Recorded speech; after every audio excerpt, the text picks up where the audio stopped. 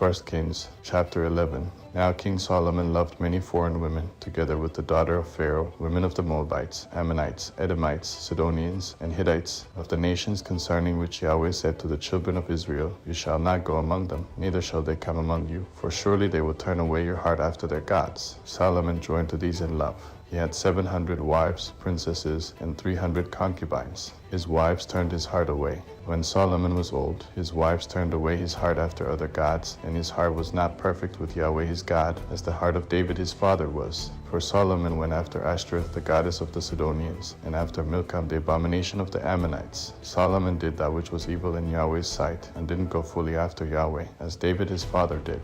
Then Solomon built a high place for Chemosh, the abomination of Moab, on the mountain that is before Jerusalem, and for Melech, the abomination of the children of Ammon. So he did for all his foreign wives, who burned incense and sacrificed to their gods. Yahweh was angry with Solomon, because his heart was turned away from Yahweh, the God of Israel, who had appeared to him twice, and had commanded him concerning this thing, that he should not go after other gods, but he didn't keep that which Yahweh commanded. Therefore Yahweh said to Solomon, Because this is done by you, and you have not kept my covenant and my statutes, which I have commanded you, I will surely tear the kingdom from you, and will give it to your servant. Nevertheless, I will not do it in your days, for David your father's sake, but I will tear it out of your son's hand. However, I will not tear away all the kingdom, but I will give one tribe to your son, for David my servant's sake, and for Jerusalem's sake which I have chosen.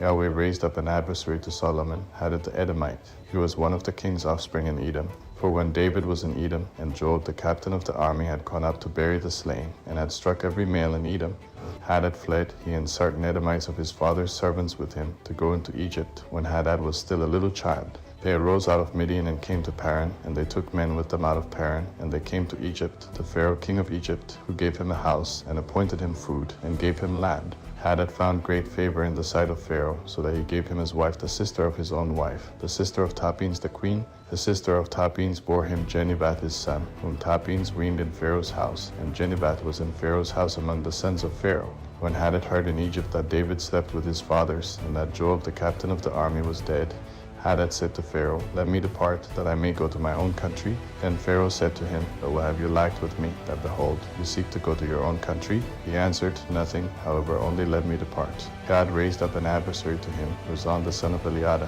who had fled from his lord, Hadaezer king of Zobah. He gathered men to himself, and became captain over a troop, when David killed them of Zobah. He went to Damascus and lived there, and reigned in Damascus. He was an adversary to Israel all the days of Solomon, in addition to the mischief of Hadad. He abhorred Israel, and reigned over Syria. Jeroboam the son of Nebat, an Ephraimite of Sereda, a servant of Solomon, whose mother's name was Serua, a widow, also lifted up his hand against the king. This was the reason why he lifted up his hand against the king. Solomon built Millo, and repaired the breach of his father David's city. The man Jeroboam was a mighty man of valor, and Solomon saw the young man that he was industrious, and he put him in charge of all the labor of the house of Joseph. At that time, when Jeroboam went out of Jerusalem, the prophet Ahijah the Shilonite found him on the way. Now Ahijah had clad himself with a new garment, and the two of them were alone in the field. Ahijah took the new garment that was on him, and tore it in 12 pieces. He said to Jeroboam, Take 10 pieces, for Yahweh, the God of Israel, says, Behold, I will tear the kingdom out of the hand of Solomon, and will give 10 tribes to you, because they have forsaken me, and have worshipped Ashtoreth, the goddess of the Sidonians, Chemosh, the god of Moab, and Milcom, the god of the children of Ammon. They have not walked in my ways, to do that which is right in my eyes, and to keep my statutes and my ordinances, as David his father did. However, I will not take the whole kingdom out of his hand, but I will make him prince all the days of his life for David my servant's sake, whom I chose, who kept my commandments and my statutes. But I will take the kingdom out of his son's hand, and will give it to you, even 10 tribes. I will give one tribe to his son, that David my servant may have a lamp always before me in Jerusalem, the city which I have chosen for myself to put my name there. I will take you, and you shall reign according to all that your soul desires, and shall be king over Israel. It shall be, if you will listen to all that I command you, and will walk in my ways, and do that which is right in my eyes, to keep my statutes and my commandments, as David my servant did, that I will be with you, and will build you a sure house, as I built for David, and will give Israel to you. I will afflict the offspring of David for this, but not forever. Therefore Solomon sought to kill Jeroboam, but Jeroboam arose and fled into Egypt to Shishak king of Egypt, and was in Egypt until the death of Solomon.